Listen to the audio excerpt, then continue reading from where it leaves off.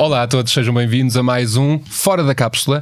É o podcast que assinala os 50 anos da Associação Nacional das Farmácias. E hoje muita atenção porque falamos talvez de um dos temas mais importantes da última década, dos últimos tempos, inteligência artificial, com um foco aqui muito centrado nos cuidados de saúde e na forma também como as farmácias podem integrar estas tecnologias nas suas operações de todos os dias. Contamos, como sempre, com a Emma Paulino. Olá, Emma. Olá. Presidente da ANF, e hoje Ricardo Batista Leite, CEO da Health AI, uma plataforma que promove a utilização responsável da inteligência artificial na saúde. Eu sublinhei aqui o responsável porque é uma das palavras a reter quando falamos destes temas, não é, Ricardo? Sem dúvida. A inteligência artificial, Ricardo, obrigado antes de mais aqui pela sua presença no Fora da Cápsula, é tão revolucionária como parece e como se diz quando falamos particularmente dos cuidados de saúde. Bom, antes de mais, obrigado pelo convite e os meus parabéns à Emma Paulino e à Associação Nacional de Farmácia, uma instituição que representa tantas farmácias que servem diariamente milhões de portugueses e, nesse sentido, estou muito honrado por poder fazer parte desta festa de 50 anos. E para falar do futuro, que é a inteligência artificial, e mais uma vez as farmácias têm demonstrado estar sempre na vanguarda naquilo que é a adoção de tecnologias, e sim, a resposta de Renato é muito clara. Há uma das áreas, um dos setores da economia que mais pode vir a beneficiar do ponto de vista do impacto direto na vida das pessoas é a saúde, quando falamos de inteligência artificial. Mas é importante as pessoas perceberem que estas tecnologias só são úteis se quem as implementa souber para que é que as quer usar. O que é que eu quero dizer com isto? Nós hoje temos um sistema de saúde doente. Na realidade é um sistema de doença que reage quando as pessoas ficam doentes e vão ao sistema de saúde. O futuro não pode ser assim. Porque se assim for, se continuarmos neste ritmo em que gastamos cada vez mais dinheiro e as pessoas vão ficando cada vez mais doentes, é um sistema que tende a arrebentar. E quem fica para trás não é quem tem dinheiro no bolso e consegue pagar os seus cuidados de saúde privados, são as pessoas numa situação de maior vulnerabilidade. É aí que a inteligência artificial pode ser verdadeiramente transformador, se do ponto de vista das lideranças souberem como transformar o sistema e os modelos de gestão. A inteligência artificial pode nos levar para um novo modelo, uma nova forma de prestar cuidados de saúde que seja focado na prevenção, na melhoria da qualidade de vida e, sobretudo, com o envelhecimento populacional. Isto urge e, portanto, é uma oportunidade única de transformação que pode, de facto, melhorar a vida. O Ricardo falou aí em futuro, mas nós temos ideia que estas questões relacionadas com a inteligência artificial têm muito a ver já com o tempo presente, não é? Porque já é uma realidade já dos nossos dias, faz parte da nossa vida todos os dias. De que forma é que a inteligência artificial já está a melhorar a qualidade dos serviços, dos cuidados de saúde que são prestados hoje? A verdade em Portugal ou no mundo inteiro? Não sei.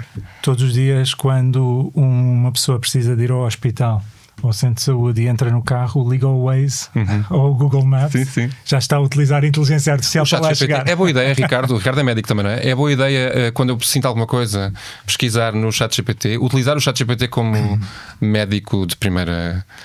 A verdade é que ainda esta semana saíram uma série de estudos sobre pessoas que tiveram situações de saúde graves em consequência de seguirem cegamente recomendações de modelos de grande linguagem, seja o ChatGPT, sejam outros. Razão pela qual a Health AI, que é a Agência Global para a Inteligência Artificial Responsável na Saúde, trabalha com uma entidade sem fins lucrativos, com os governos, para garantir que há um modelo de avaliação destas ferramentas para que, tal como hoje, se o Renato ou a Emma tiverem uma dor de cabeça, tomam um paracetamol sem pensar duas vezes nisso. E fazem-no com segurança, porque há um modelo regulador que garante que nós avaliamos os medicamentos antes de entrarem no mercado e depois de entrarem no mercado.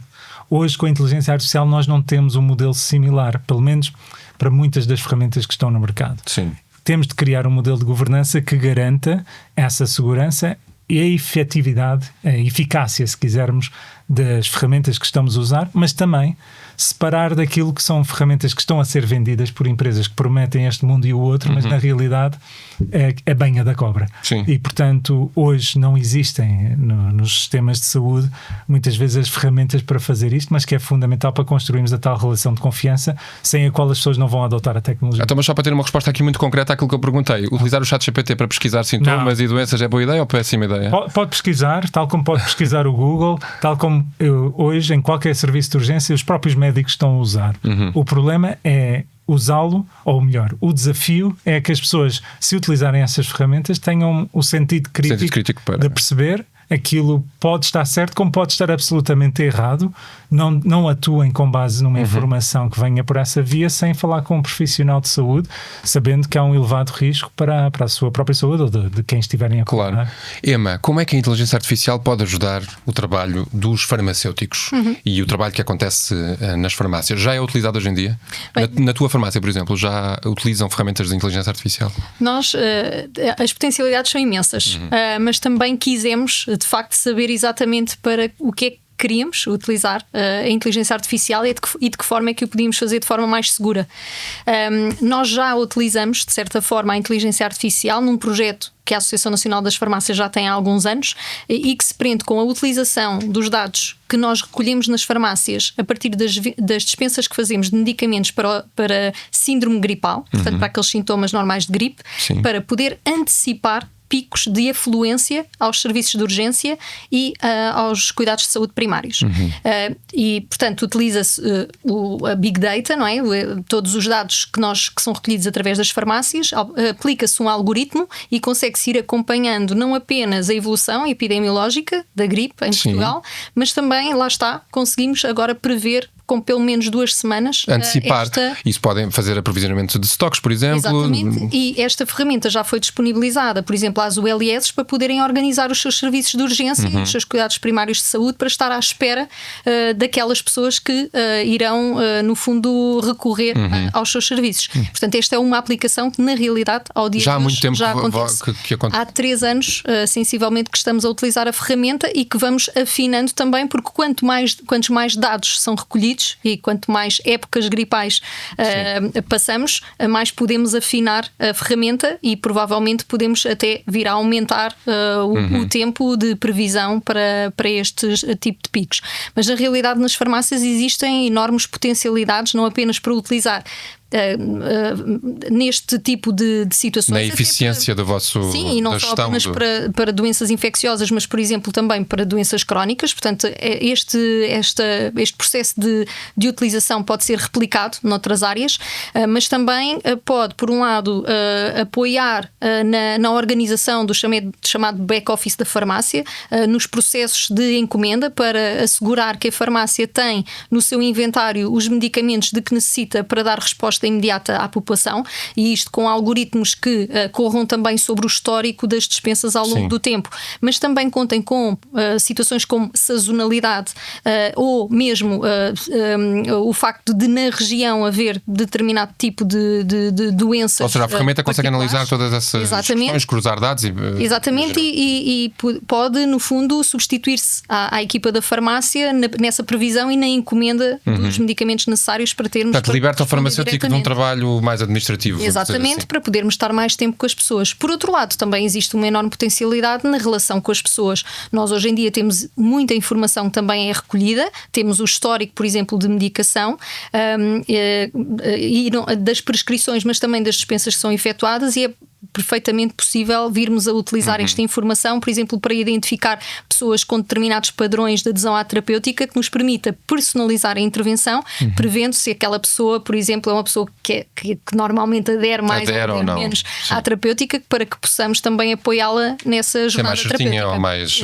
E vocês, acontece muito no balcão da farmácia, no contacto com as pessoas, desde que a inteligência artificial e estas ferramentas mais comuns, como o ChatGPT, se tornaram parte da nossa vida, pessoas que já chegam ao balcão com pedidos específicos, ou seja, que já fizeram um diagnóstico em casa e que chegam ali já só mesmo para comprar o medicamento, e vocês têm eventualmente ali de fazer um trabalho de esclarecimento junto daquela pessoa, não sei. Sim, isso tem acontecido. Acontece, e já acontecia antes, mesmo já com os outros motores de busca.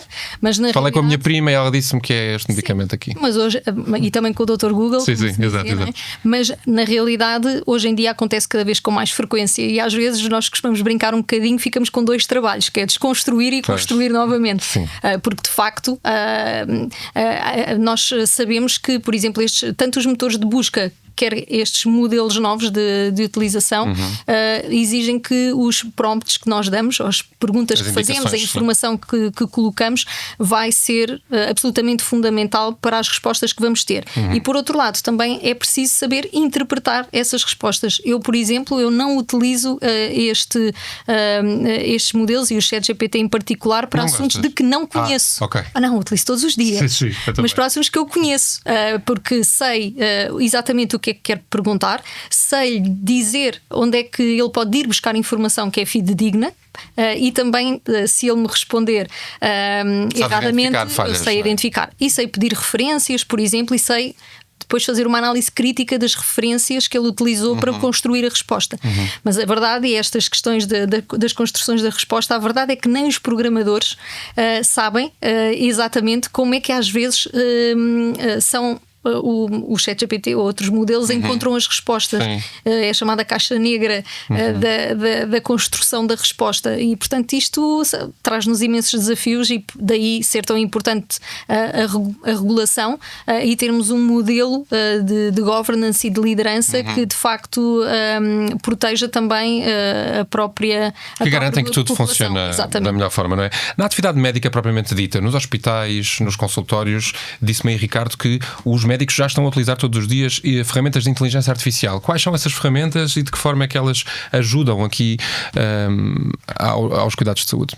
Hoje a inteligência artificial já está presente em vários elementos, desde o diagnóstico, eu diria mesmo que em determinadas áreas de imagiologia, como na leitura de táxi, de ressonâncias magnéticas para determinadas doenças, pode mesmo ser considerado, em alguns países já o é, mal prático não usar a inteligência artificial na interpretação dessas imagens, porque o poder desta ferramenta de poder identificar potenciais doenças, cancros ou o que seja, antecipadamente, que o olhar humano não consegue. Podemos dizer que desculpe interromper, Ricardo, que um computador ou uma ferramenta de inteligência artificial é mais eficiente, mais eficaz na análise, por exemplo, de uma imagem do que um radiologista? Há vários exemplos, não funciona de forma igual e transversal em todas as áreas da saúde, digamos assim. Mas há vários exemplos onde, por exemplo, ainda recentemente foi publicado no cancro da mama, em que as ferramentas de inteligência artificial, usando milhões e milhões de imagens, conseguem detectar 5 anos mais cedo do que o olhar humano, o que significa salvar vidas na prática. Não substitui o olhar humano, não substitui a validação, aquilo que nós dizemos que é manter o humano no circuito, ou human in the loop, mas essa complementaridade humano-máquina é fundamental. Mas também vemos na utilização da robótica nas cirurgias. Hoje há cirurgias que são feitas pelos robôs de uma forma com muito menos consequências de infecções pós-operatórias ou o que seja. Quando falamos dos assistentes virtuais, quando falamos naquilo que é o combate à fraude também, e naquilo que são os processos administrativos no Reino Unido, utilizam, e com algum sucesso, a inteligência artificial até no combate às listas de espera. Sim. E, portanto, há várias formas, mas aquilo que a Emma dizia fez-me lembrar na parte dos assistentes virtuais e na adesão à terapêutica, porque é uma área crítica. Um dos graves problemas são os doentes crónicos que não tomam medicação ou não fazem aquilo que os médicos dizem, aquilo que a maioria de nós muitas vezes faz, que é não seguir necessariamente todas as indicações. E, portanto, ter um assistente virtual que nos liga, que nos ajuda, que responde às nossas perguntas. Eu dou um exemplo de uma senhora com mais de 80 anos que saiu de um hospital rural alentejano e que, depois de várias semanas no hospital com uma insuficiência cardíaca, foi para casa. E puseram uma assistente virtual a ligar-lhe diariamente, a lembrar que tinha que tomar a medicação, que tinha que fazer os exercícios, e ficava a falar, como qualquer alentejana com mais de 80 anos, ficavam a noite toda a conversar certamente. Com a assistente virtual. Com a assistente virtual. Na próxima consulta, quando a senhora volta ao hospital, o especialista diz: eu não sei quem é esta pessoa que vocês contrataram, mas foi a melhor contratação de sempre. E explicaram-lhe: olha, mas é um robô. E ela não quer saber. Não interessa. Exato. Ela é muito simpática. E eu acho que isso é um exemplo muito claro de que, primeiro, isto não é uma tecnologia para uma geração, é para todos. E se imaginarmos, por exemplo, com os grandes fluxos migratórios em que muitas vezes estamos num serviço de urgência e temos pessoas que falam diferentes línguas ou vêm de outras culturas, imediatamente ter as ferramentas de inteligência artificial que quebram todas essas barreiras, tudo isto contribui para melhorar no final do dia os resultados Claro. em saúde. E eles são de facto muito simpáticos. Estes assistentes virtuais estão cada vez mais sofisticados e mais humanizados nesse sentido, não é? Podem ser treinados para tal, para a empatia, para a compaixão, e espero eu que libertem mais tempo para que nós humanos também possamos ser mais empáticos. Nós estamos sempre tão pressionados com o tempo. A verdade é que com isto, como a Emma dizia, um farmacêutico que já não tem que fazer reposição de stock, Claro. se calhar está no balcão com outra vontade e outra Claro. atitude. E a verdade é que também as pessoas têm alguém a quem recorrer, neste caso uma entidade virtual, que também tem essa paciência, tem essa disponibilidade.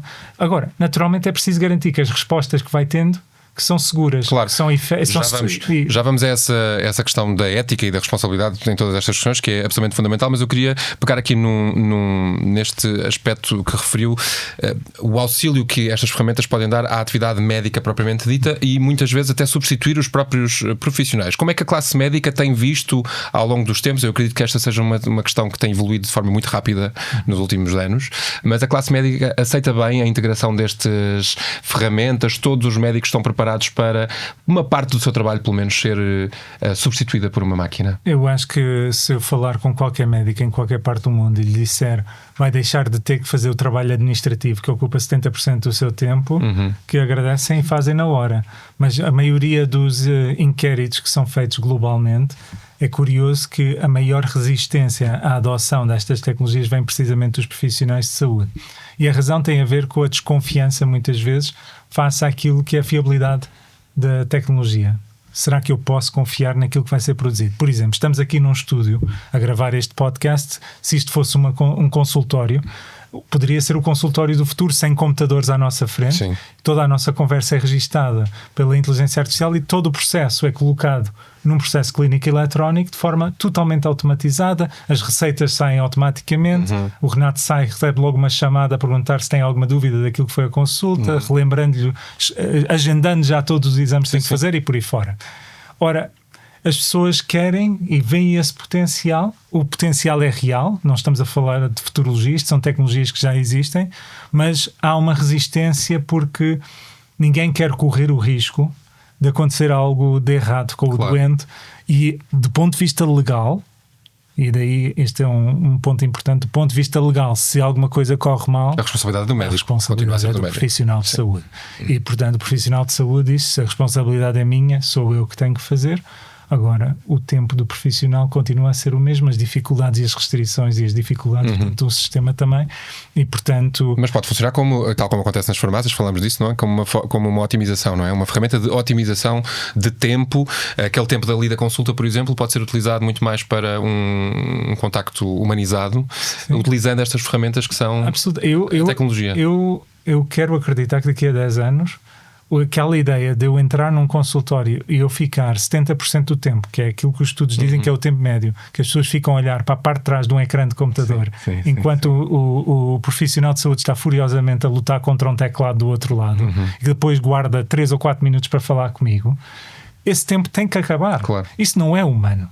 E quando nós falamos que a tecnologia vai desumanizar, é exatamente o inverso. O oposto. Se nós soubermos implementar essa tecnologia, portanto a oportunidade existe, precisamos de liderança.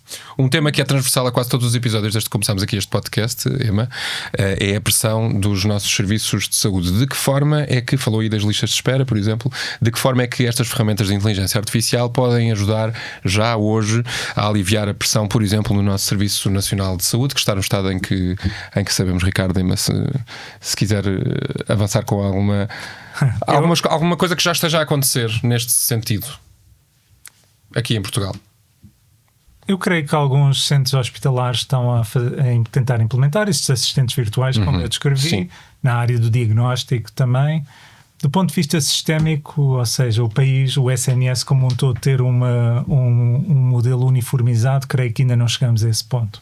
E Portugal, tendo um Serviço Nacional de Saúde, que neste momento deve servir cerca de 70% da população, eu creio que é uma oportunidade única e neste caso, uma vez que isto é um podcast no âmbito da Associação Nacional de Farmácias, de plena integração dos vários atores da saúde. Eu tenho defendido desde sempre que as farmácias deviam ser parte integrante do Serviço Nacional de Saúde, pela sua capacidade de capilaridade junto da população.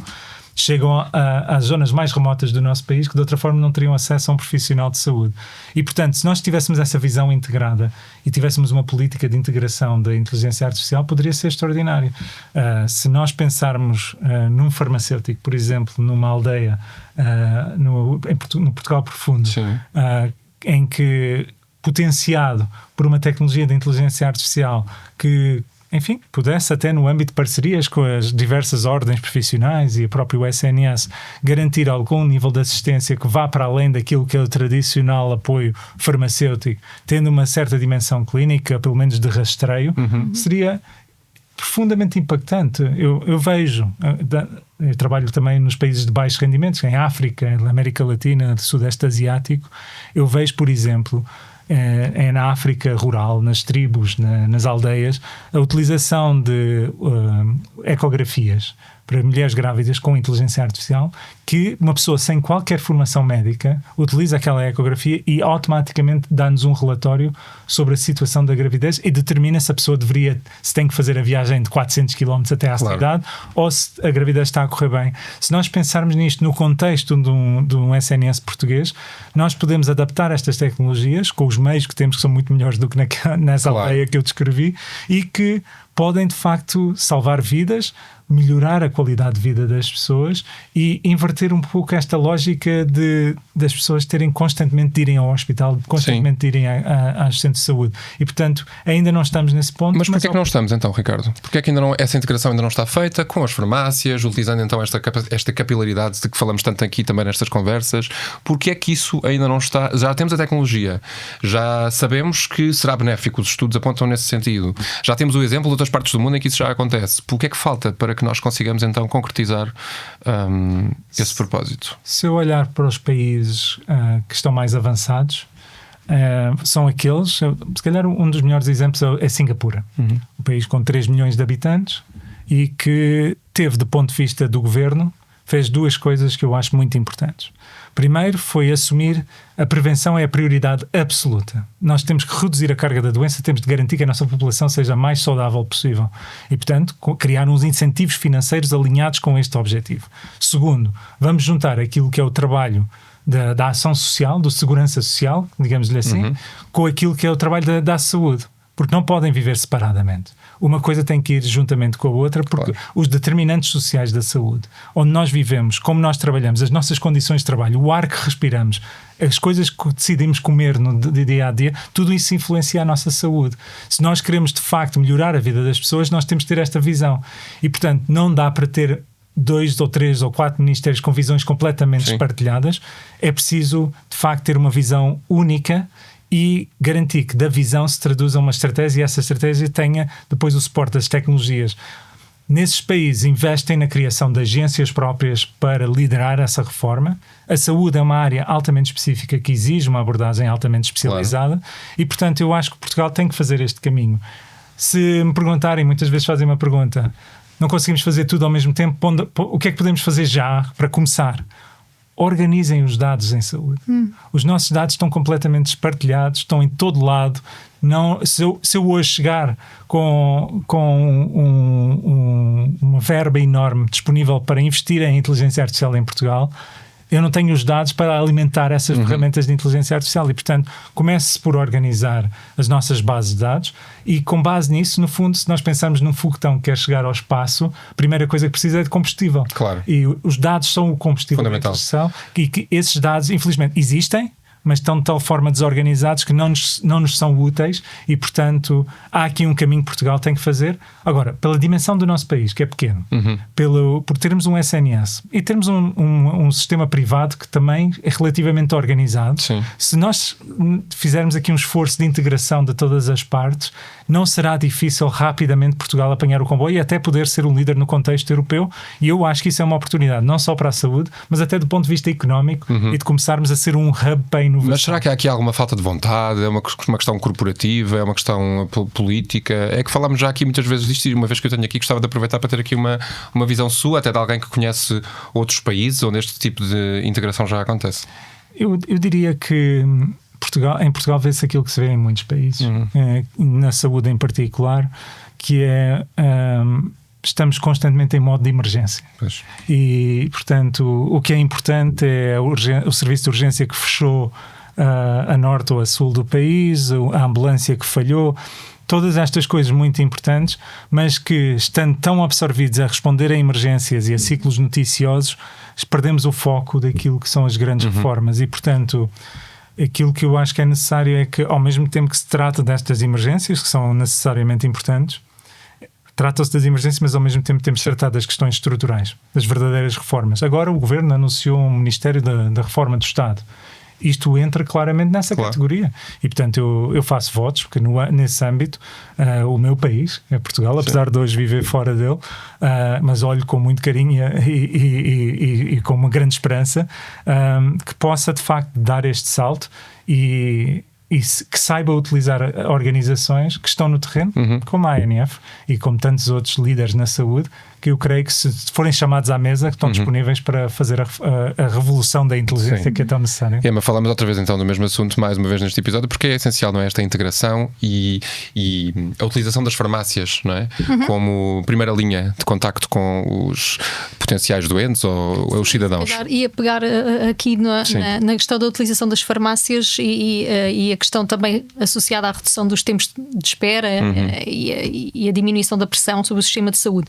Um exemplo também que existe e que já está testado noutros países e que já se está também a testar em Portugal é, por exemplo, a capacidade que hoje, através de um telemóvel e uma aplicação já devidamente testada também, porque já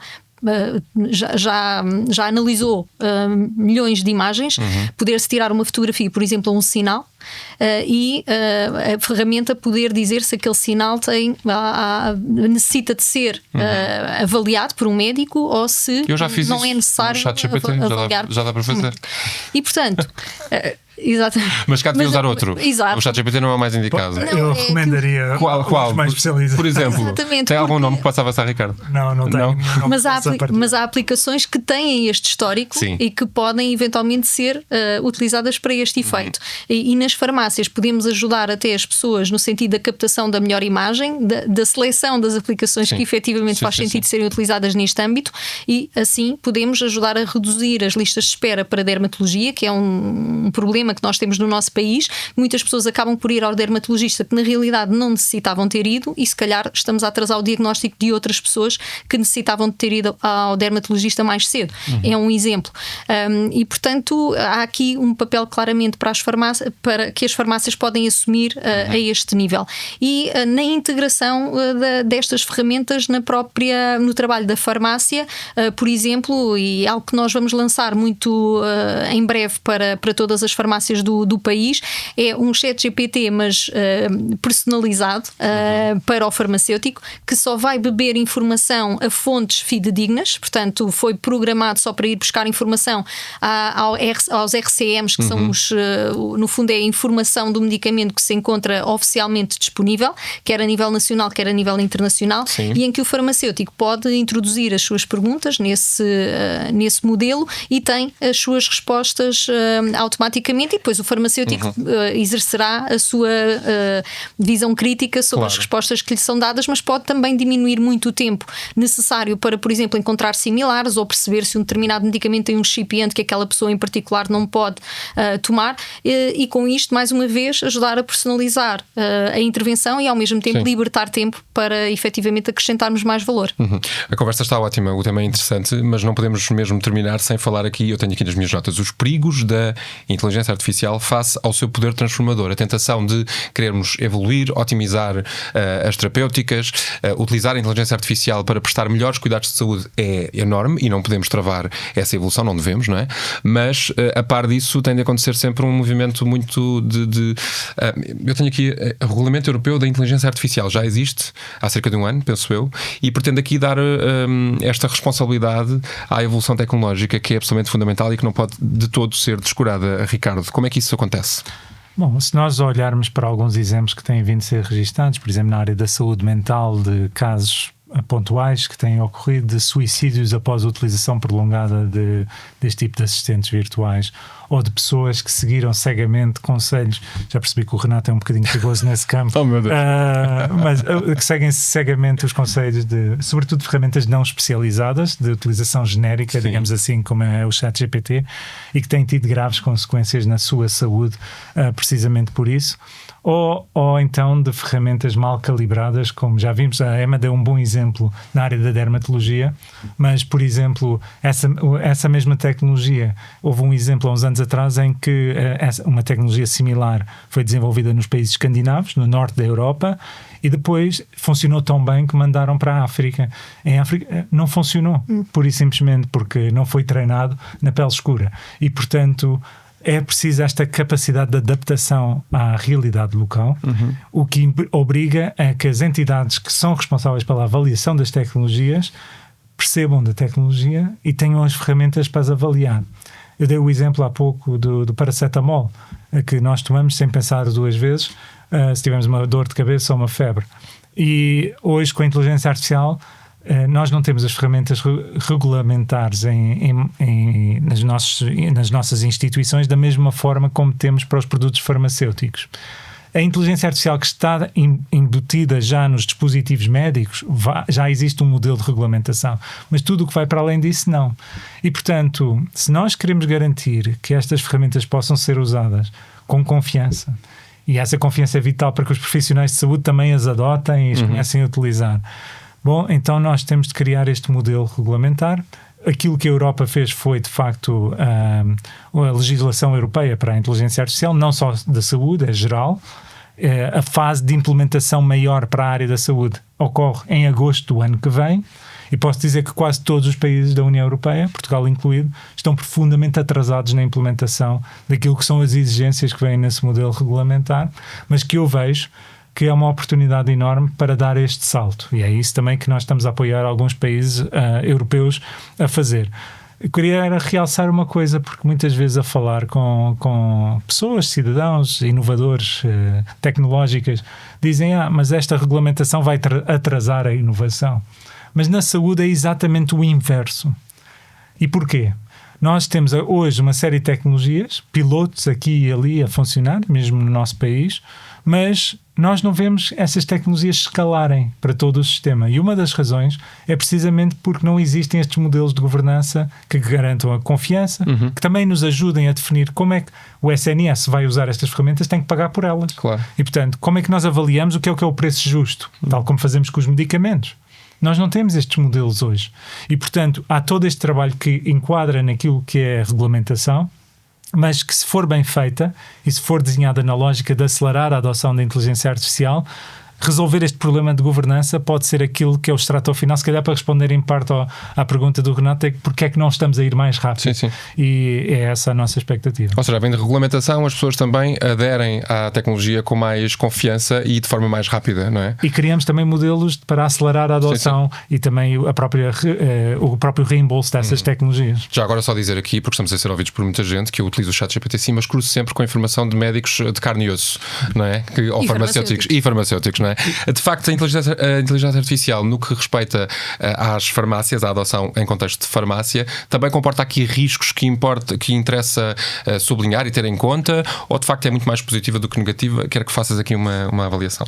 Sem dúvida alguma que tem os mesmos riscos que já foram aqui analisados e que também são transversais a outras áreas.